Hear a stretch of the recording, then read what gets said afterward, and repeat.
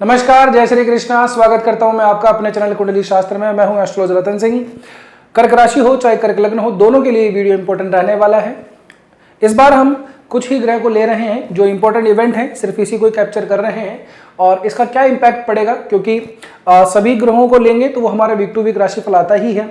इसके अलावा कुछ बड़े चेंजेस हुए हैं, हो सकता है कि वीडियो आप तक देर से पहुंचे, लेकिन फिर भी कोई बात नहीं, समय बहुत ज़्यादा अभी हुआ नहीं है। क्या हुआ है, एक तो गुरु जो है वो मार्गी हुए हैं 11 मार्च को। जी हाँ, नवंबर के 11 नवंबर को ही ये जो है वक्री हो गए थे। अब ये 11 मार्च को मार्गी हो गए हैं। अभी वर्तमान में देखेंगे आप तो पुनर्वसु नक्षत्र में चल रहे हैं। मार्गी और वक्री की गति ये है कि हमें प्रतीत होता है कि ग्रह जो है वो उल्टा चल रहा है, रिवर्स चल रहा है, और जो हमें प्रतीत होता है उसी का ही प्रभाव हमारे ऊपर पड़ता है।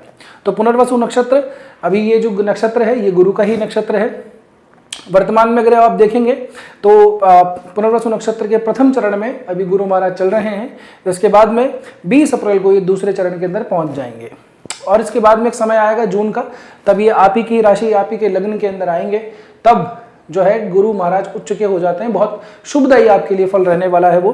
अभी शनि की अगर हम बात करें तो जस्ट 2 दिन बाद में 13 मार्च को शनि भी जो है वो अस्त हो जाएंगे। कोई ग्रह अस्त होता है वो सूर्य से ही अस्त हो पाता है। सूर्य में इतना तेज है कि कोई भी ग्रह उसके आसपास आता है तो वो अस्त ही होता है, यानी कि वो दिखाई नहीं देता है ना। रात्रि में हमें वैसे भी सूर्य के दर्शन नहीं होते हैं, तो दिन के अंदर अगर वो दिखाई भी देगा तो सूर्य के बिल्कुल पास में दिखाई देगा। सूर्य को हम देख नहीं पाते। तो फिर कुल मिला के बात यह है कि सूर्य के प्रकाश से ग्रह अस्त हो जाता है। 40 दिन के लिए लगभग शनि जो है वो अस्त हो रहे हैं। 22 अप्रैल तक शनि अस्त रहेंगे। इसी दौरान शनि जो है वो अपने खुद के नक्षत्र में चल ही रहे हैं। उत्तरा भाद्रपद नक्षत्र के द्वितीय चरण में चल रहे हैं।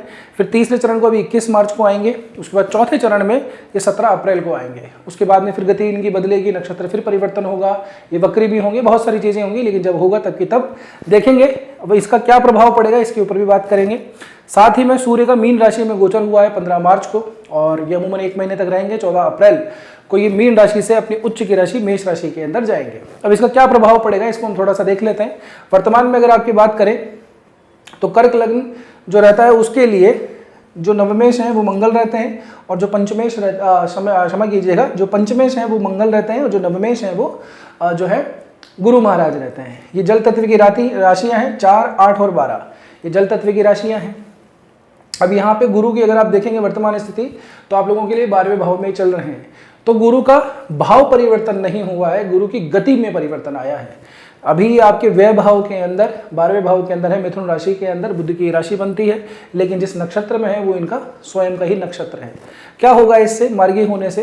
देखिए क्या होता है कि जब कोई ग्रह वक्री होता है तो अपने प्रभाव को देखिए। अब आप थोड़ा सा एग्जाम्पल से समझ लीजिए। कोई व्यक्ति अगर आपके पास में आने वाला हो और अगर वो ऐसा हो कि डिस्टेंस उसका थोड़ा थोड़ा बढ़ता चला जाए, यानी कि जितना पास में आ रहा है उतना ही दूरी बढ़ती जा रही है, कहना है मतलब वो रिवर्स में अगर चला जाएगा तो आप तक पहुंचने में समय ज़्यादा लगेगा। इसका मतलब उसका इम्पैक्ट जो है वो आपके पास में लेट आएगा, यानी कि डिले होगा। तो वक्री जो ग्रह है वो डिले दे देता है, ठीक है ना। दूसरी बात यह है क्योंकि वो उसको मालूम है कि वक्री है, गति थोड़ी सी रिवर्स हो गई है, तो प्रयास वो थोड़े ज़्यादा करता है। इसी को हम कहते हैं चेष्टा बल, ठीक है ना। कई तरह के बल हैं, षड बल होते हैं ग्रहों के, उसमें से एक चेष्टा बल होता है, काल बल होता है, स्थान बल होता है, दिग्बल होता है, एक चेष्टा बल भी होता है। तो ग्रह के जब कोई वक्री हो जाता है तो कुछ ग्रंथों ने उसको चेष्टा बल माना है। 12वें भाव से जो सामान्य रूप से अगर हम देखें तो ये व्यय का भाव है, ये यात्राओं का भाव है, ये एक्सपोर्ट इम्पोर्ट का भाव है, ये फॉरेन सेटलमेंट का भाव है। तो यहाँ से जिन लोगों को डिले हो रहा था उनका डिले अब जो है वो दूर होने वाला है, खास करके व्यापार के क्षेत्र में, फॉरेन सेटलमेंट के क्षेत्र के अंदर, ठीक है ना। कहीं आप खर्चा करने जा रहे हैं, कुछ इन्वेस्ट करने जा रहे हैं, लेकिन वो काम आपका बन नहीं रहा है, तो यहाँ से आप लोगों को थोड़ा सा इसमें लाभ मिलने वाला है। लेकिन जिन लोगों का ऐसा है कि खर्चा वैसे ही बहुत ज़्यादा हो रहा है तो उन लोगों के लिए थोड़ी सी बैड न्यूज़ है। बैड न्यूज़ ऐसे है कि अभी थोड़ी सी खर्चे बढ़ने वाले हैं, थोड़ी सी यात्राएँ आपकी बढ़ने वाली है, ठीक है। अब अगर हम दृष्टियों की बात करें तो गुरु की अगर 5वीं दृष्टि को लेंगे तो 4थे भाव पे पड़ती है, 7वीं दृष्टि 6ठे भाव पे पड़ती है और 9वीं दृष्टि 8वें भाव पे पड़ती है। केंद्र के अंदर ये जो भाव है सुख भाव के अंदर गुरु की दृष्टि बहुत बढ़िया है। इन दोनों भावों के अंदर ये दोनों भाव इतने जो है ठीक नहीं माने जाते, लेकिन फिर भी क्योंकि यहाँ पे जो राशि है छठे भाव के अंदर, ये छठे भाव की राशि गुरु की ही राशि है, तो अपनी राशि से ये सप्तक अभी चल रहे हैं। तो यहाँ से आप लोगों को अगर कुछ प्रॉब्लम है डेट्स को लेकर के, कर्जे को लेकर के, अपने वर्क इन्वायरमेंट के अंदर थोड़ी सी अगर आप लोकल पॉलिटिक्स झेल रहे हैं तो गुरु की अमृत दृष्टि जो है आप लोगों को वहाँ पे संभाल लेगी। ठीक है ना। संभालने का मतलब मैं आपको ये बिल्कुल भी नहीं कहूँगा कि आपकी जो है वर्किंग कंडीशन बहुत ज़्यादा बेटर हो जाएंगी, लेकिन हाँ आपको यहाँ से राहत ज़रूर मिलेगी। होता ना कि आदमी बहुत परेशान है, कोई एक सपोर्ट किसी का मिल जाए, तो वो एक सपोर्ट यहाँ पे आप लोगों को गुरु का मिलता हुआ नजर आ रहा है। यानी कि गुरु की जो शुभ दृष्टि है, अमृत दृष्टि है, आपको यहाँ पे थोड़ा बचा लेगी। अगर कोई लीगल कोर्ट केस इस तरह की चीज़ें चल रही हैं तो यहाँ पे भी गुरु की दृष्टि है आपको सपोर्ट करती हुई नजर आती है। Local politics, office politics specially, ठीक है। और डेट साइकिल्स, कर्जे के अंदर फंसना, कुछ हेल्थ का इशू, खास करके डाइजेशन वाले, कॉन्स्टिपेशन के इशू, हड्डियों में थोड़ी सी दिक्कत, तो उस तरह के मामलों के अंदर भी गुरु की जो अमृत दृष्टि है आपके ऊपर थोड़ी सी जो है पॉजिटिव इंपैक्ट ही डालेगी। यानी कि जो नेगेटिविटी आप झेल रहे हैं छठे भाव से संबंधित वो थोड़ी सी कम होगी। सेम ऐसा ही आठवें भाव से संबंधित है, क्योंकि ये राशि कुंभ राशि है, शनि की ही राशि है। इस राशि का मालिक जस्ट अपने से आगे बैठा हुआ है, अपने से द्विद्वादश का संबंध बना रहा है। तो यहाँ से अगर आप देखेंगे तो कुंभ राशि जो है अभी वर्तमान में यहाँ पे मंगल की पोजीशन है। मंगल अभी थोड़े दिनों बाद में गोचर कर जाएंगे। बुध ऑलरेडी यहाँ पे वक्री चल ही रहे हैं। एक और बात, यहाँ पे अगर आप देखेंगे शनि और सूर्य के अलावा अभी लगभग 24-25 जो मार्च है वहाँ पे यहाँ पे शुक्र की भी पोजीशन है। शुक्र जो है मीन राशि के अंदर उच्च के होते हैं, तो अपने पॉजिटिव इंपैक्ट आपको यहाँ पे दे रहे होंगे। गुरु के पॉइंट ऑफ व्यू से अगर हम देखें तो आठवें भाव के अंदर भी स्पिरिचुअल ग्रोथ आदमी की देता है, थोड़ी रिलीजियस एस्पेक्ट्स के अंदर व्यक्ति को थोड़ा सा बढ़ाता है। आयु के संबंध में देखें तो आयु में भी ये वृद्धि ही करता हुआ नजर आता है।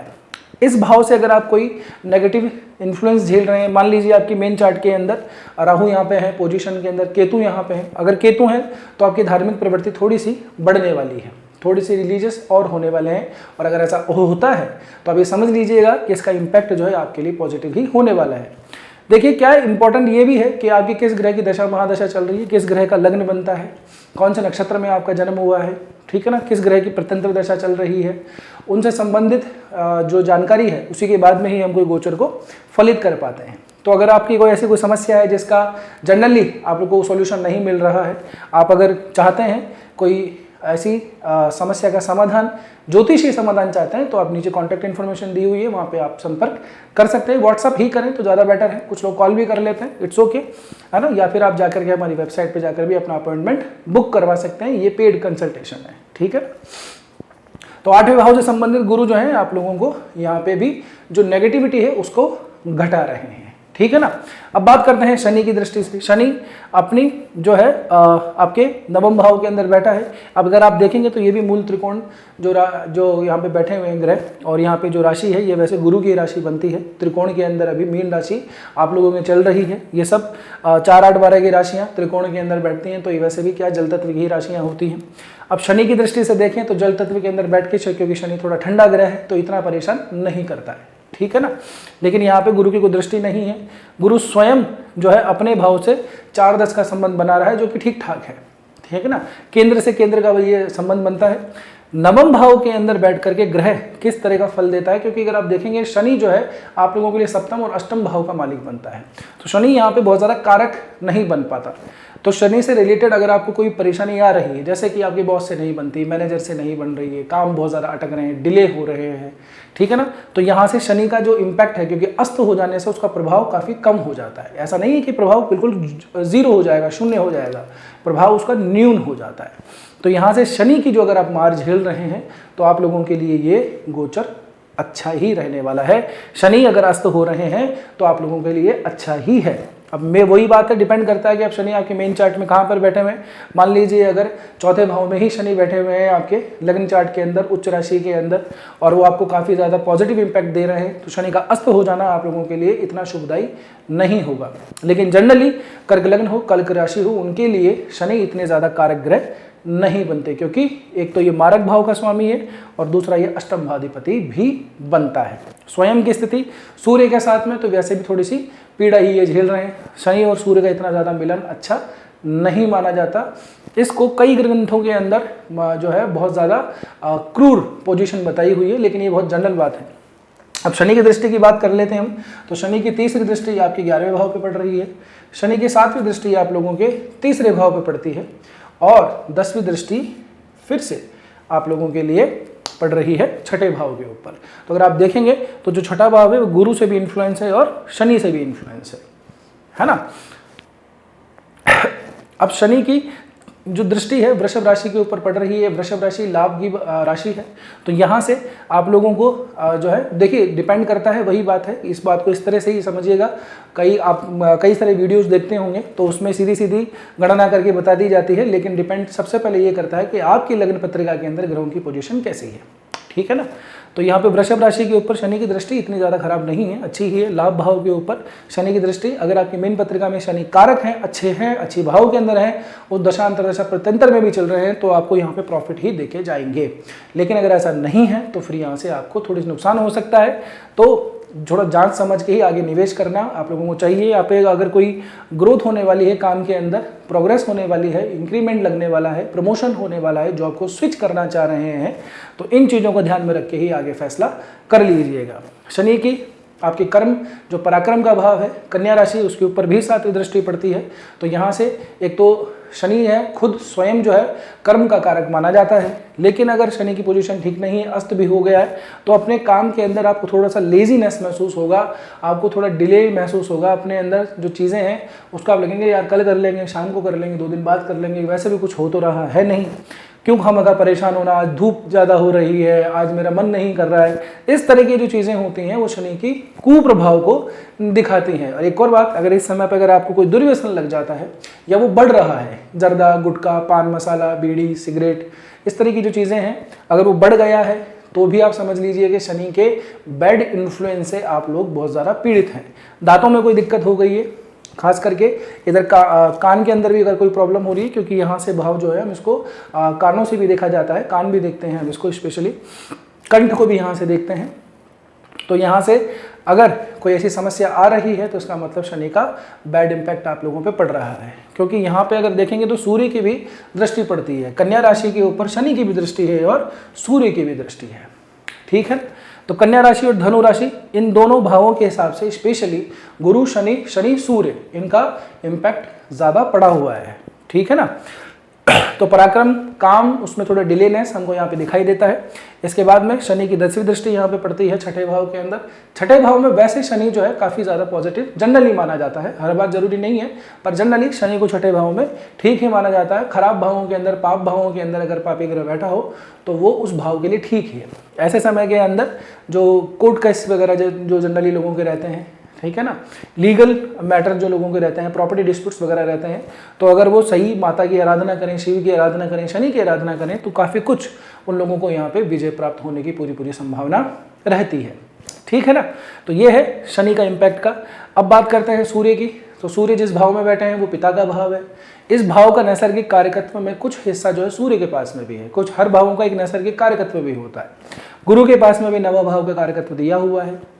तो यहाँ से अपने पिता के साथ में थोड़ी ट्यूनिंग ठीक से बना के रखना, क्योंकि सूर्य और शनि की जब मीटिंग होती है तब पिता से या आपके फादर इन लॉ से काफ़ी कुछ चीज़ें थोड़ी सी डिस्टर्ब हो जाती हैं। तो जितना हो सके डिस्टर्बेंस या फिर जो एरोगेंट दोनों के बीच में जो टॉकिंग होती है, हॉट टॉक होती है, उसको मिनिमाइज करने का प्रयास कीजिएगा, नहीं तो चीज़ें आप लोगों के हित में नहीं होंगी और अंततोगत वो आपको नुकसान ही पहुंचाएंगी। भाग्य का सपोर्ट आप, क्योंकि यहाँ पे द्वितीय भी बनता है सूर्य के ऊपर अभी देखें तो शनि की वैसे ढैया क्षमा कीजिएगा, सिंह राशि जो बनती है, सिंह राशि के ऊपर शनि की भी ढैया भी चल रही है, ठीक है ना। और यहाँ पे केतु की पोजीशन है वर्तमान के अंदर। केतु भी अभी 29 मार्च को, 29 मार्च को केतु भी अपने स्वयं के मघा नक्षत्र के अंदर गोचर करेंगे। तो केतु का इन्फ्लुएंस थोड़ा ज़्यादा बढ़ जाएगा, यहाँ पे थोड़ा सा डिटैचमेंट व्यक्ति के अंदर आने लगेगा, थोड़ी सी चीज़ें ऐसे होगी, चलो छोड़ो यार कोई बात नहीं। एक और दूसरी तरफ ऐसा होगा कि शक्ति, पावर, समृद्धि, इसकी प्रकांड लालसा व्यक्ति के अंदर हो जाती है, ठीक है ना। बहरहाल तो हम सिर्फ सूर्य से बात करें तो यहाँ से पिता से थोड़ा सा संभल के रहिएगा। द्वितीय बनते हैं वैसे तो, वैसे हम इसको मारक भाव भी कहते हैं। तो शनि और सूर्य का ये जो मिलन है ना, पिता पुत्र के संबंधों को थोड़ा सा डिस्टर्ब कर देता है। तो जितना हो सके उनका ध्यान रखिएगा। अगर आपकी बहुत बढ़िया उनसे ट्यूनिंग है, बहुत अच्छी बनती है, तो उनकी हेल्थ का थोड़ा सा ध्यान रखिएगा, ठीक है ना। बाकी हेल्थ वाइज यहाँ पे आप लोगों को इन ग्रहों के गोचरों से कोई ज़्यादा हमको नकारात्मक प्रभाव नहीं दिखाई दे रहा है। गुरु की अमृत दृष्टि अपने ही भाव के ऊपर पड़ती है, अपनी ही राशि के ऊपर पड़ती है। मूल त्रिकोण की ये गुरु की राशि है, धनु राशि। तो यहाँ पे गुरु की दृष्टि से यहाँ की जो नेगेटिविटी है वो कम ही होती हुई नजर आ रही है। अस्त ग्रह की दृष्टियों को कुछ लोग काउंट भी नहीं करते हैं, कई बार ऐसा होता है। और ये सिर्फ 7 दृष्टि नहीं, उसमें और भी कई सारी दृष्टियों को हम जोड़ा जाता है। मगर बहरहाल यहाँ से शनि की जो अस्त होने के बाद की दृष्टि, उसका इम्पैक्ट थोड़ा कम हो जाएगा। इसका मतलब ये है कि आप लोगों के लिए छठे भाव से संबंधित काफ़ी कुछ पॉजिटिव इम्पैक्ट आने वाले हैं, ठीक है ना। अब देखिए कर्क वाले हैं, आप लोगों के लिए जून के बाद का जो समय आएगा, स्पेशली 2 जून के बाद का, वो काफ़ी कुछ बेटर हो जाएगा। कुछ समय के लिए गुरु यहाँ पे भी अस्त होंगे, क्योंकि सूर्य का प्रभाव आएगा। सूर्य इतने समय के अंदर गुरु के ऊपर से होकर गोचर करेंगे, गुरु के साथ में गोचर करेंगे, तो कुछ समय के लिए गुरु भी यहाँ पे अस्त हो जाएंगे। पर फिर भी गुरु का इसमें जो प्रभाव है आप लोगों के लिए बहुत ज़्यादा पॉजिटिव इम्पैक्ट डालने वाला है। तो अगर कुछ परेशानी चल रही है और अगर गुरु की दशा अंतरदशा प्रत्यंतर दशा आ रही है, आने वाली है मई जून जुलाई अगस्त के आसपास, तो समय का थोड़ा इंतजार कीजिए। खराब समय है तो निकल जाएगा। और अगर बढ़िया चल रहा है सब कुछ तो कोई चिंता वाली बात है ही नहीं। कुछ मैं आपको कहूँ कि अभी नया संवत्सर प्रारंभ हो रहा है, चैत्र नवरात्रे प्रारंभ हो रहे हैं, तो जितना हो सके आप माता की आराधना में समय थोड़ा सा निकालिए, सात्विक भोजन वगैरह कीजिए। इन 9 दिनों को एक उपासना की तरह लीजिए, एक अपॉर्चुनिटी की तरह लीजिए, क्योंकि फिर ये जो नवरात्र है चैत्र पक्ष के, ये फिर 1 संवत्सर बाद यानी कि 1 साल के बाद में आएंगे। तो जितना ज़्यादा जाप करेंगे, जितना ज़्यादा ध्यान अपने इष्ट अपने आराध्य में लगाएंगे, उतना ही आप लोगों के लिए लाभदायक होगा, ठीक है। तो अब यहाँ तक पहुँचे हो तो वीडियो ठीक ही लगा होगा। वीडियो ठीक लगा है तो आप लोगों ने लाइक सब्सक्राइब तो कर ही दिया होगा। एक रिक्वेस्ट है मेरी आप लोगों से, आपसे जितना हो सके उतना इस वीडियो को हाइप देने का प्रयास कीजिएगा। और हम भी क्या है कि काफ़ी कुछ मेहनत करते हैं, थोड़ा मोटिवेशन हमारा बना रहे। कोई समस्या हो, अगर कोई कंसल्टेशन आपको चाहिए, पेड कंसल्टेशन, तो आप नीचे कॉन्टैक्ट इन्फॉर्मेशन दी हुई है, वहाँ पर जाके संपर्क कर सकते हैं, ठीक है। तो बस आज के वीडियो में इतना ही, मिलते हैं अगले वीडियो में। तब तक के लिए स्वस्थ रहिए, मस्त रहिए, अपना और अपनों का ध्यान रखिए। जय श्री कृष्णा, जय श्री राम, हर हर महादेव, जय गौरी शंकर।